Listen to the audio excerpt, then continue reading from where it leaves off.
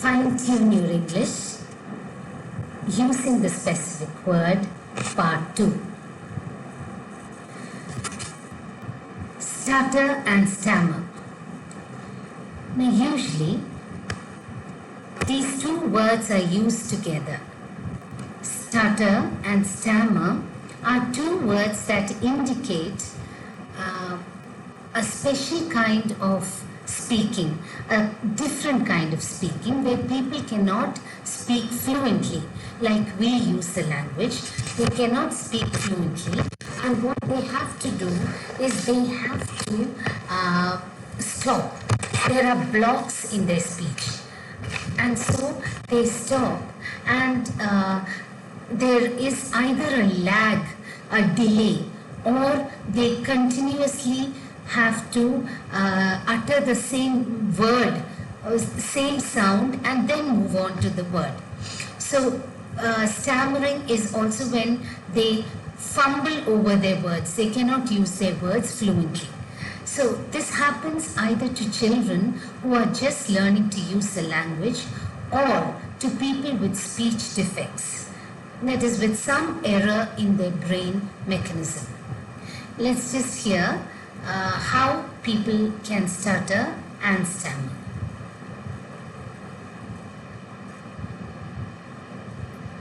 Hi everyone, this is Courtney Caruso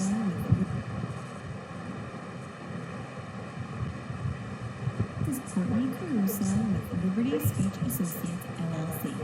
Thank you for checking out. Stuttering many times occurs in childhood and can continue into adulthood, though there is something also called neurogenic stuttering, which can occur as a result of a brain tumor, brain injury, or even a stroke. For traditional stuttering that starts in childhood, many of us think of stuttering as repetitions. For example, I want to go to the park. And although that is a form of stuttering, stuttering is much more complex than that. There are other ways that stuttering can manifest aside from just the general repetitions. For example, people that stutter may experience something called blocks. And blocks are when the word or the phrase gets stuck. Many times if you speak to someone that stutters, they'll tell you that they can't get it out. The words are stuck. And the way this would look or sound is like this. I want to go to the park. So it's really forceful. They're really struggling to get that word or sound or phrase out. They can also experience something called a prolongation. And a prolongation would be prolonging the sound. So for example, I want to go to the park. So they're not repeating the sound, they're just saying it for an extended period of time, more than would be typical. People that stutter can also experience interjections, where they're interrupting their speech by adding in filler words, such as or other words like that. And although we all do that in the... So that would be how stuttering or stammering would sound like. Now the next the next word that we're going to learn is whistle. And you know exactly how whistling sounds. Whistle, when do we whistle? We whistle either when we are very happy or when we want to go along with some song or play along with some kind of music. So some people choose to sing along, some people choose to whistle along. So this is how whistling would sound like.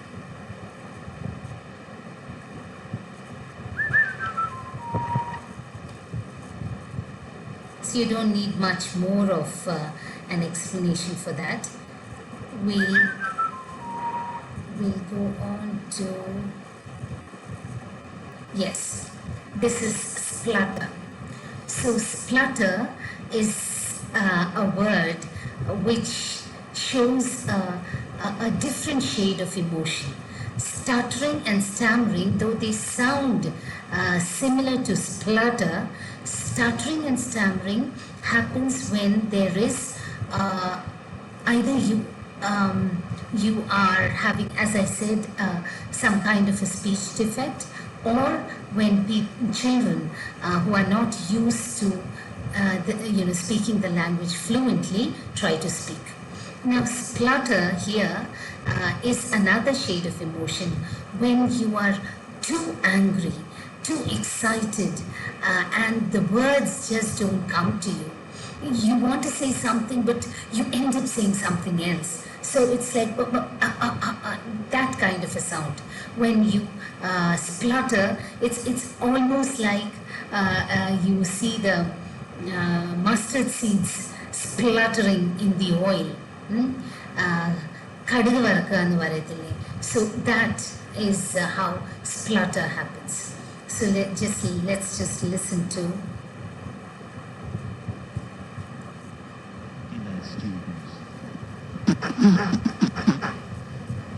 To sputter or to splutter.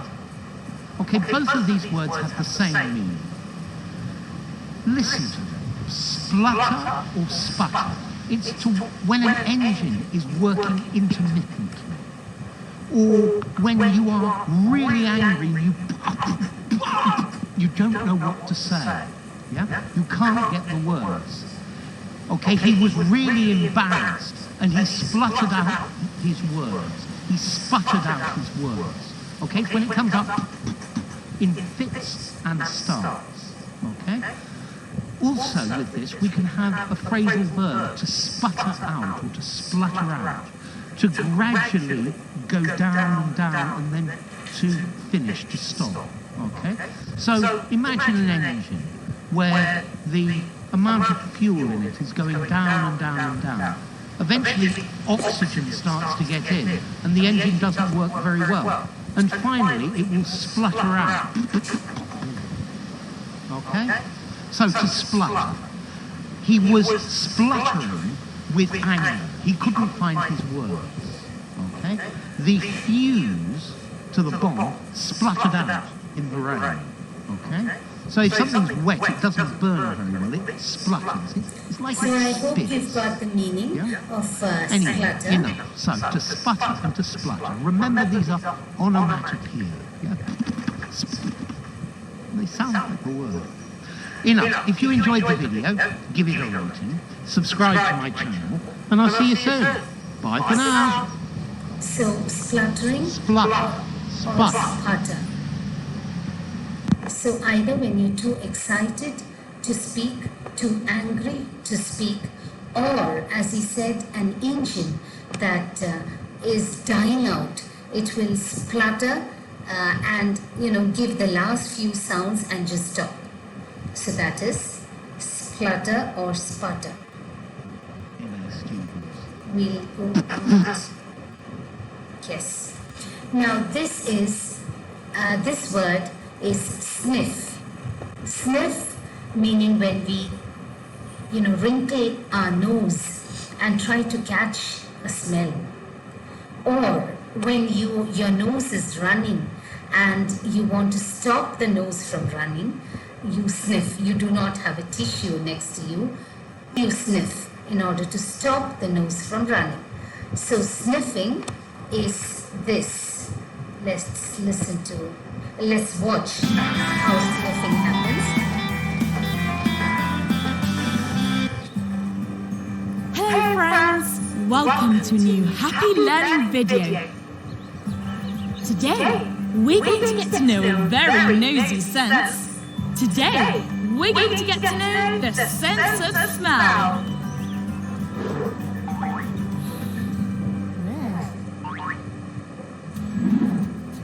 The sense of smell lets us capture smells from substances. Its organ is the nose, and its function is very simple. Smells travel through air. They enter through the nostrils and arrive at the nasal cavities, where we find the yellow pituitary, which is in charge of capturing smells. This information travels to the brain through the olfactory nerve. And it's here, in the brain, where we identify smells. If smells are good, or bad? Pleasant? Or unpleasant? Soft? Or strong? The sense of smell is the most sensitive, since only a minimum quantity of matter stimulates it and makes it react. Humans detect up to 10,000 different smells. But over time, we lose the sense. In the late 19th That's why century, children American can entomologist distinguish Joseph more Finetune discovered smells. small animals' male silk moths Smell. driving the female. You know when it's good? So, okay, we have just seen how sniffing happens and how human beings can sniff and smell or detect a lot of different types of smells and react to them.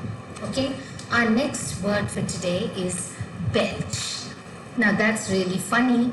When you have a heavy meal, you know your stomach feels too full and you feel as if you have had too much and the food is about to come out and you really need to get the wind out, let out the air, the wind, the gas that builds up in your stomach. So that is called belching, letting out wind after a heavy meal. Even sometimes when people react to the kind of food that they have eaten, if they have had food that causes a buildup of gas, then they have to let out the wind in order for their stomachs to feel more comfortable, and that is again called belching. Let's listen to this boy.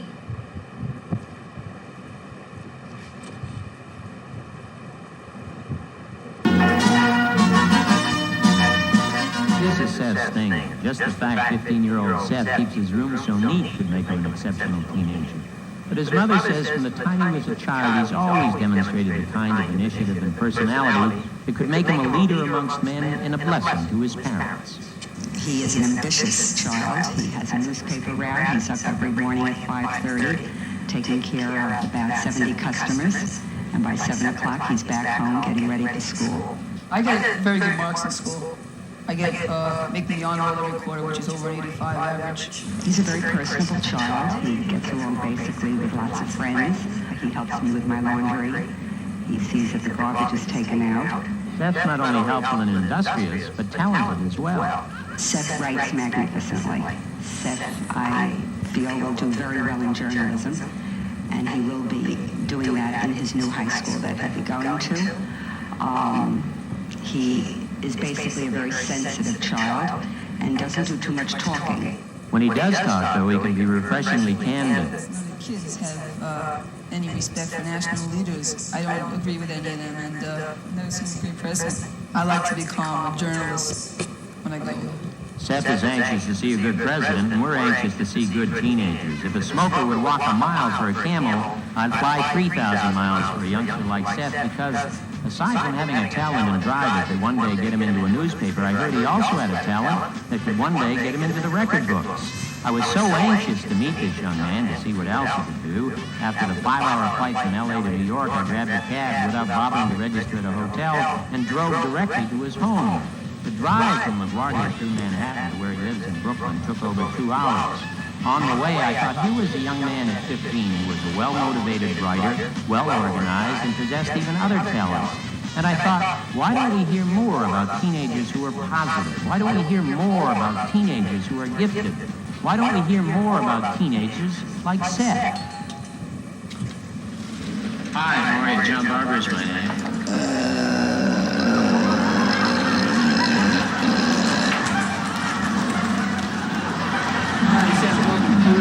I couldn't believe what I heard. After this rather unusual greeting, Seth took me to his neat room. I sat with him to talk to him about his writing and his life, and I heard it again. What kind of writing? This is Seth's thing, just the fact. So see, that was belching. Now I'm sorry you had to listen to a bit of the video before the we heard the belch, but I suppose that brought out the contrast. So you saw the act of belching, and you know now that belching happens when after a heavy meal we need to let out the wind. Now we come to this next word called gale. Gale is usually, the word gale refers to winds having a speed of 50 to 100 kilometers per hour. You have different speeds of the wind leading to different speeds of the wind, which are called or termed differently. For example, you have a breeze. A breeze is a gentle blowing of the wind when the leaves just about move. The branches just make a slight swinging motion. And then you have the wind as such. The wind which blows a little. When you have a breeze, it is gentle. When you have a wind, it is more conspicuous. You can see the effects of the wind. The leaves, the branches move faster.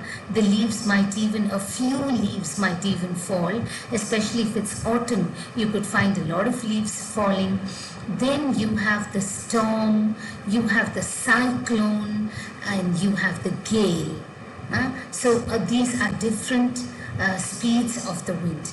Let's just listen or watch what a gale can do.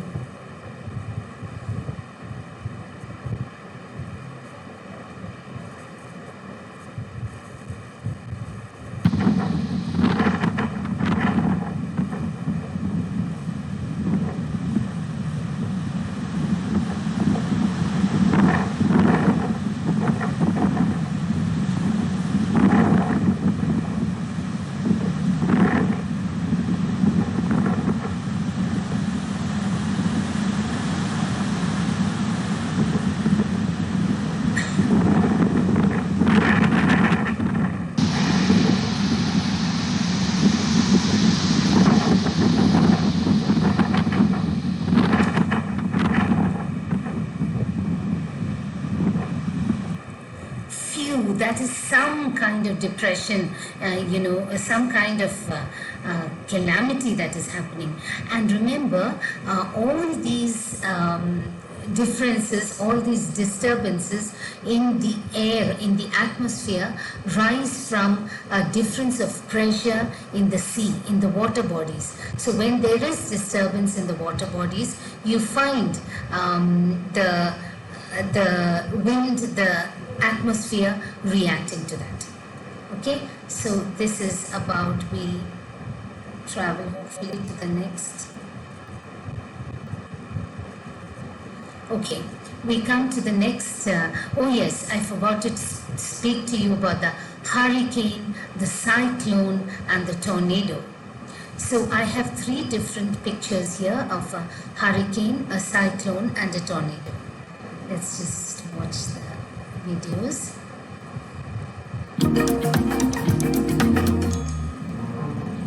Take cover! It's a hurricane, or is it a tornado, or maybe a typhoon? How the heck do you tell the difference between all these things? Well, fear not, because I have it covered for you right here. First, let's get it straight.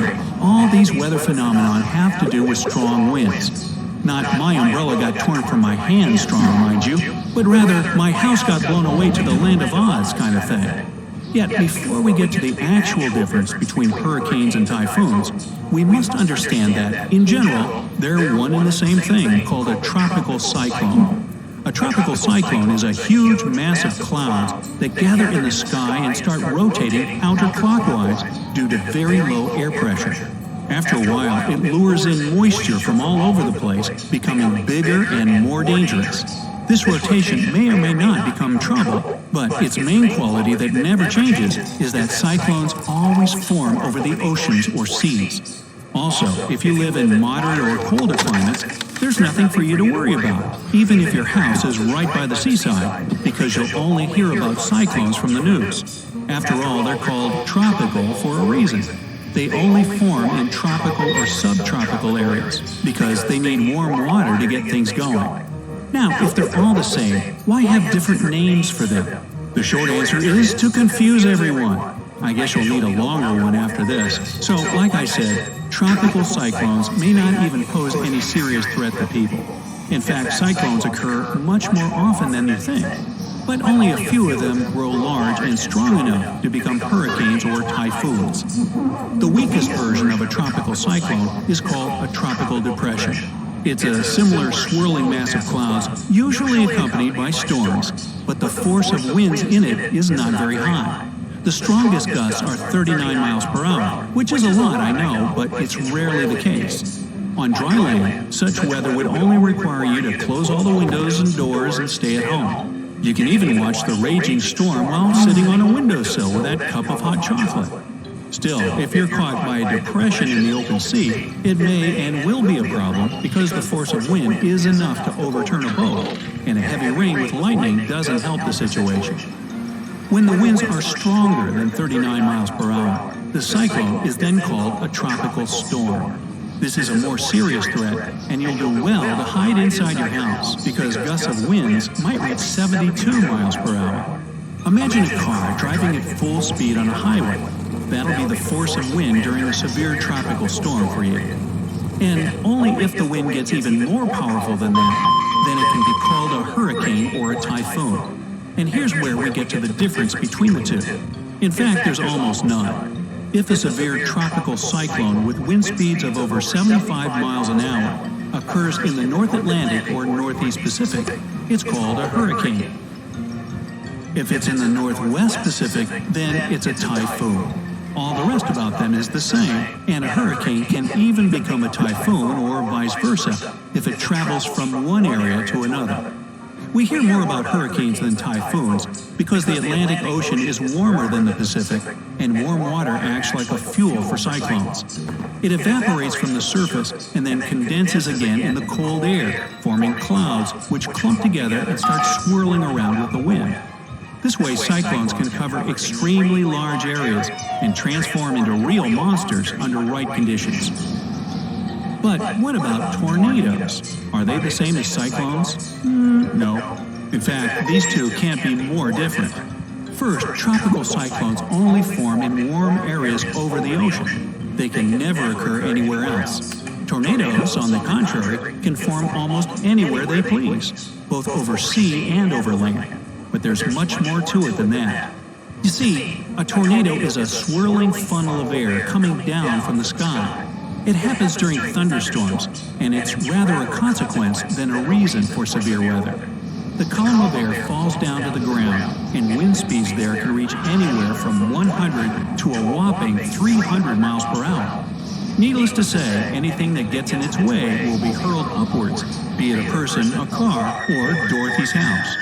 But despite its terrible power, a tornado is a very local event, and short-lived at that. The biggest one ever registered by scientists was just over 1.5 miles in diameter and lasted about an hour or so. Compared to tropical cyclones, which can stretch over 1,000 miles and last for days or even weeks, it's like a grain of sand on a beach. By the way, cyclones coming to the shore can also be accompanied by several tornadoes forming over land, so they're something like sidekicks to the big bad boys. Still, tornadoes and hurricanes, or typhoons if you prefer the northwestern Pacific, are not entirely different after all, and they have certain similarities too. Remember the swirling part? That's the thing. Both hurricanes and tornadoes are powerful masses of air rotating around the center at high speeds, and the center, in its turn, is...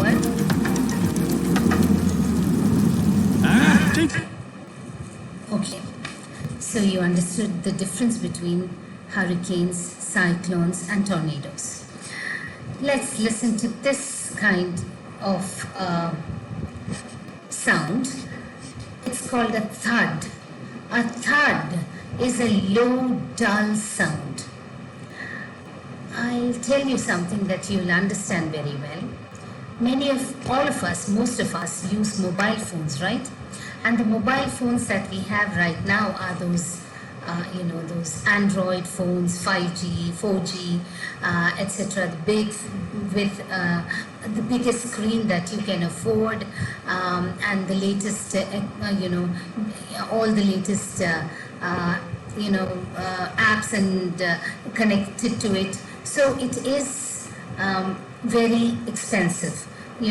Our mobiles are more or less rather expensive. So when a phone like that falls to the ground,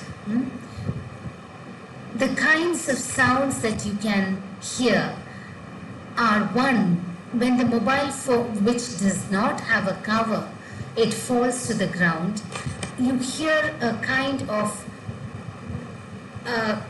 clinking kind of sound, clinking, when the glass touches the ground.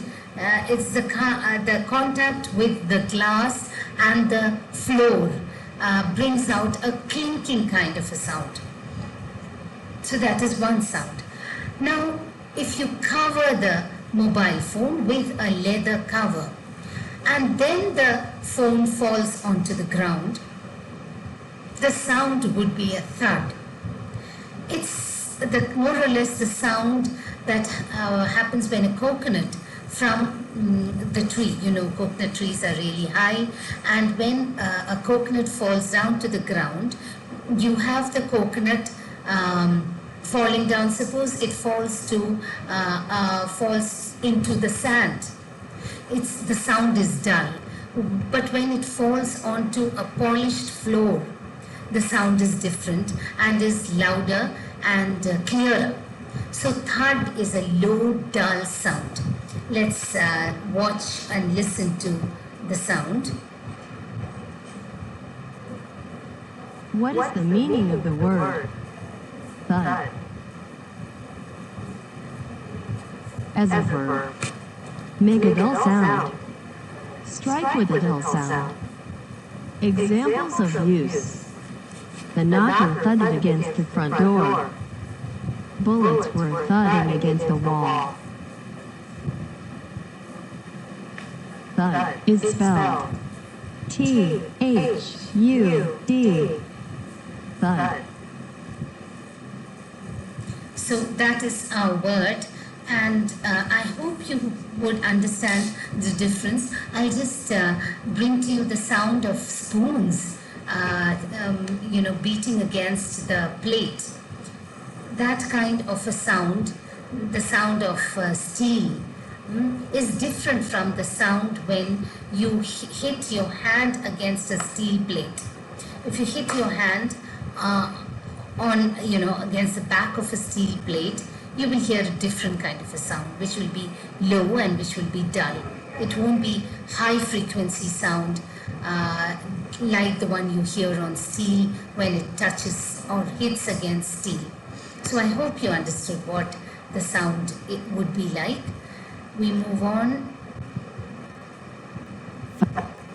Yes, we move on to the next sound, which is patter. I'll just ask you to imagine. No, you don't have to do much to imagine, because it's a sound that we've been hearing recently. We hear, and these are times when we have storm and thunder and lightning in the evenings, right? And that's when the first few drops of rain fall. And if you have an asbestos, a tin sheet somewhere near you, a tin sheet, okay, near you, you can hear the sound of the rain falling on the tin sheet. And those quick, light tapping sounds that fall, the rain, even on your car, on the roof of your car, if you find the first few drops of water falling onto the car, you can hear that would be a patter. Also, against the windowsill on the glass, when there is a wind, a stronger wind, not a very strong wind, but a strong wind which causes the rain to diagonally fall, to sweep into the house and fall on your glass window. The sound you hear would be a patter, a quick, light tapping sound. Let's see what they have to say about patter. Hi there, students. Patter. Okay, patter is a noun with 2, maybe 3 different meanings. Firstly, a patter is a soft, repeated sound. For example, the patter of footsteps. So, a pattern. This is a succession of tapping sounds. I could hear the rain pattering against my window. I could hear the pitter-patter of the rain. Yeah? Maybe the patter of tiny feet. I can hear the patter of tiny feet. It's a child, a small child running. And we often use the patter of tiny feet in English to refer to children. I could hear the mice pattering underneath the floorboards. Okay, so patter is this sound. Notice we have a verb to pat.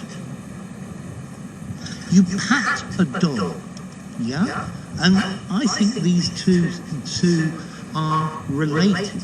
So a patter could also be a person who pats. Pete Briggs is a big pig, pink pig patter. A good tongue twister, that one. Okay, the other meaning of patter is very different. It's the smooth, rapid, practiced speech of someone like an auctioneer. Who'll give me 10? Who'll give me 10? 10, 10, 11, 11. You got a bid, sir? 12. Okay, this is his speech. So patter is the words that accompany an activity. A sports commentator, the patter. I think that would be it. Patter, as you understand, it could also be when you walk very fast and on feet, on your bare feet. When you walk on your bare feet, in fact, run and kind of walk very fast, the sound that your feet make on the ground, that sound is also a patter. Okay, we come to rustling. Rustling is dry, light sound. Nowadays, when the leaves fall with the wind, the leaves fall onto the ground, and when there are a lot of leaves on the ground and you try sweeping them or moving them or with your feet or with the broom or with your feet, the sound that the leaves make when they touch each other, it's a dry, light sound. When they're swept together, when the leaves are swept together, they touch each other, right? All of them are dry in the morning after there is very fierce sunlight. So the leaves are all dry, and when they touch against each other, that sound is called rustling or a dry, light sound, right? It's just a definition here. You wouldn't be able to hear the sound like this. Hello. After watching this video, you will find out what the word rustle means. To steal cattle or other livestock. A soft crackling sound similar to the movement of leaves. Make a dry crackling sound, as of silk or leaves. Take illegally, as of cattle. The light noise like the noise of silk clothing or leaves blowing in the wind. Make a dry crackling sound, sling silk. The dry leaves were swing in the breeze. Take illegally, silk cattle. A light noise, like the noise of silk clothing or leaves blowing in the wind. Make a dry crackling sound. Forage food. Take illegally.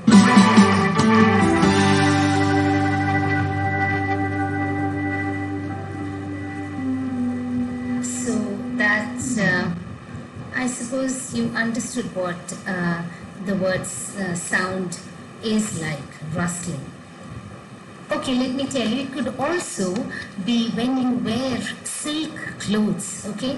Silk clothes, and you pass by somewhere and the silk touches an object, a wooden object or anything, the silk cloth moving against each other, you know, the rustle, it's called the rustle of silk, new silk, when it is stiff and when it is folded, when you move it and it touches against someone or something, there is a special kind of a noise that is also called rustling.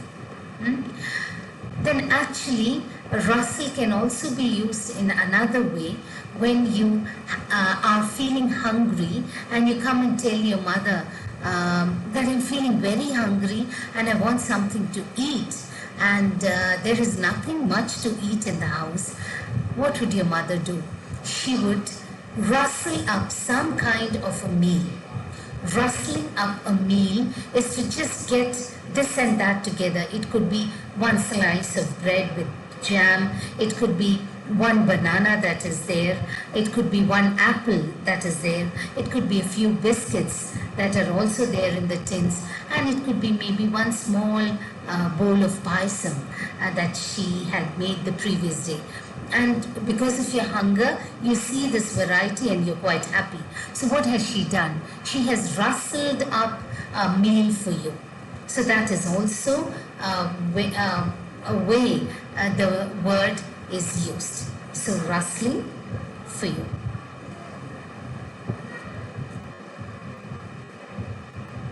Rustle. Okay. We listen to the next word, which is peel. P-E-A-L. If it was P-E-E-L, it would mean the skin of oranges or vegetables, right? Now this peel is a sharp sound, like the peal of the bell or peals of laughter. When you laugh loudly, let me see what this, let us see, watch this video and then go back to the sound, the word again. Now, a ring of bells. Verb, to ring a bell.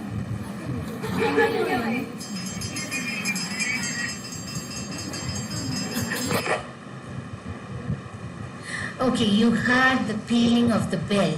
I'll just make you listen to the way you can laugh also. You can laugh.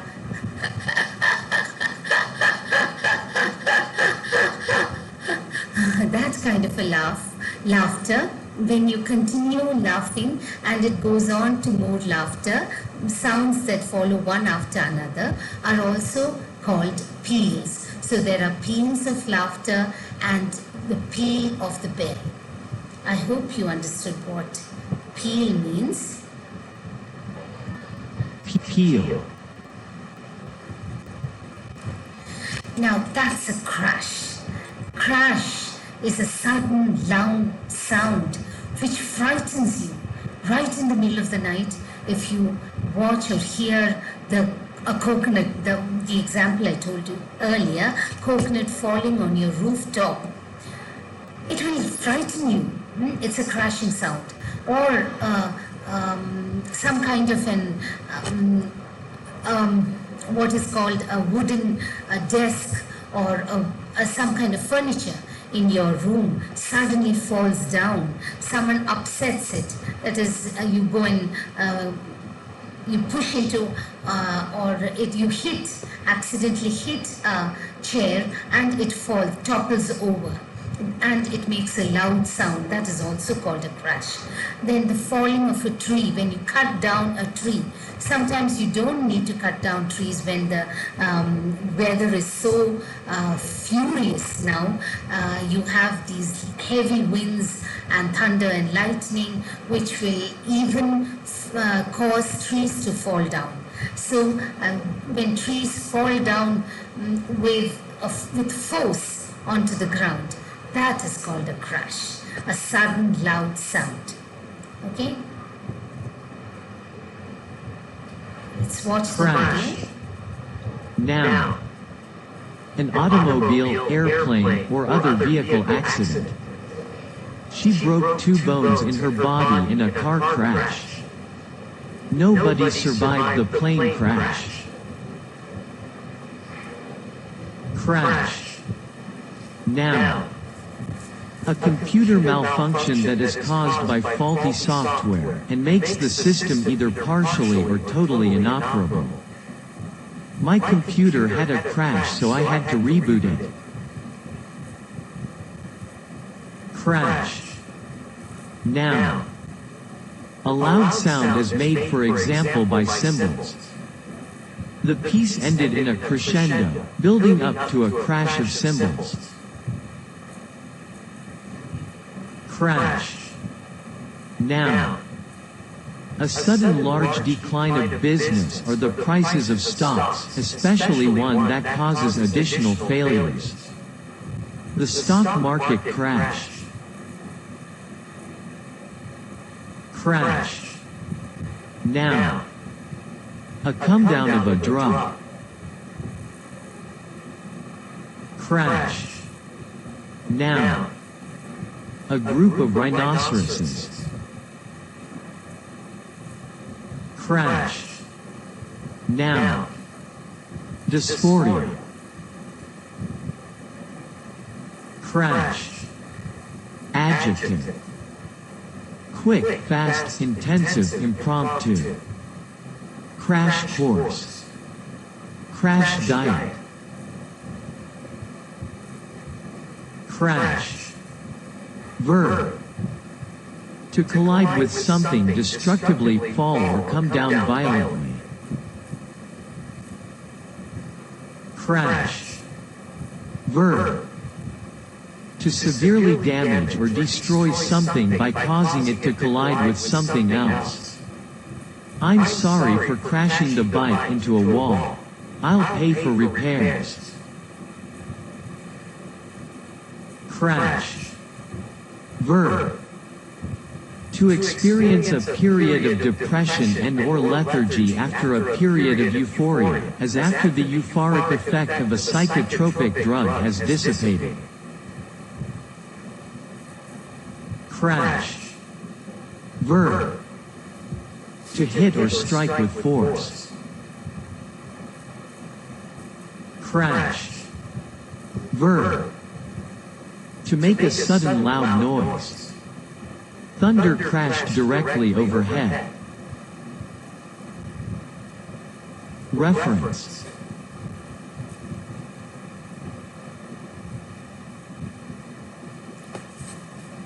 Please support us with your subscription. Okay, so you heard the different, so varied meanings of crash. Yes, you have a computer system crash. You have the crash of the stock market. You have the crash of a car crash or a plane crash. You have crashing as in the sudden loud sounds that are made by things falling from a great height to the floor. So all those are different meanings of the word crash. Clatter. Clatter is our next word for the day. Clatter means a continuous sound. I'd like you to think of the old typewriters that we had. Do you remember them? The old typewriters that used to make such a big noise while they were being typed upon. Not the typewriters of now, the electronic typewriters which are soft and very gentle, but the old typewriters which were high and which had, metallic, and whenever you typed on them, I think the surroundings, you could hear the typing from far off, and they made a continuous sound which was not very pleasant. So any continuous sound that is made that interferes with what others are doing or makes them lose their attention would be a clatter. Even the noise that children sometimes make by beating spoons on steel vessels or plates, or even the kind of sound that comes from glass, hitting glass with a steel spoon. Any kind of sound that interferes with the noise, with what you're doing, or takes your attention away from your work would be a clatter. Let's listen to the meaning that is given here. Clatter. Now. A rattling noise, a repetition of abrupt, sharp sounds. Clatter. Now. A loud disturbance. Clatter. Now. Noisy talk or chatter. Clatter. Verb. To cause to make a rattling sound. Clatter. Verb. To make a rattling noise. Clatter. Verb. To chatter noisily or rapidly. Reference.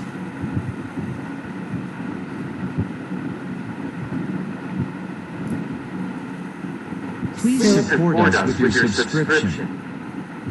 Clatter. Okay. And our last word for the day would be quaff.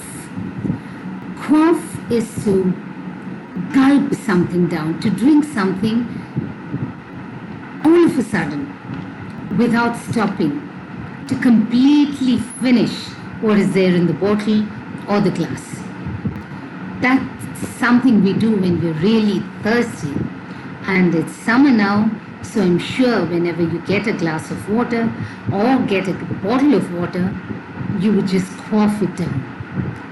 So you can quaff down water, you can quaff juices, you can quaff anything liquid, right? So quaff is gulping something down. Let's listen to how they explain the word.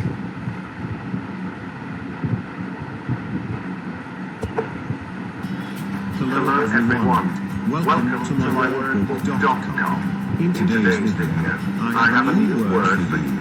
Let's find out what it means and how you can use it on daily conversation. Quaff. It is a verb. Basically, quaff means to drink deeply. Let's take a few examples of quaff. The huge athlete was able to quaff down a gallon of water in less than 2 minutes.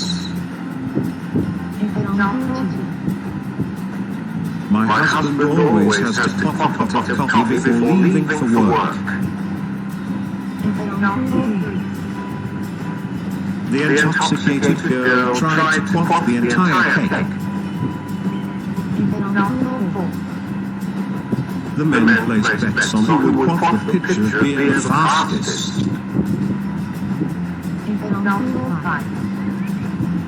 They spent the evening quaffing champagne. That is the end of today's video. Kindly share your suggestions on the comment box below. And don't forget. Hello everyone. Welcome to... So there we end our set of words that was there in this chapter using the specific word. Thank you.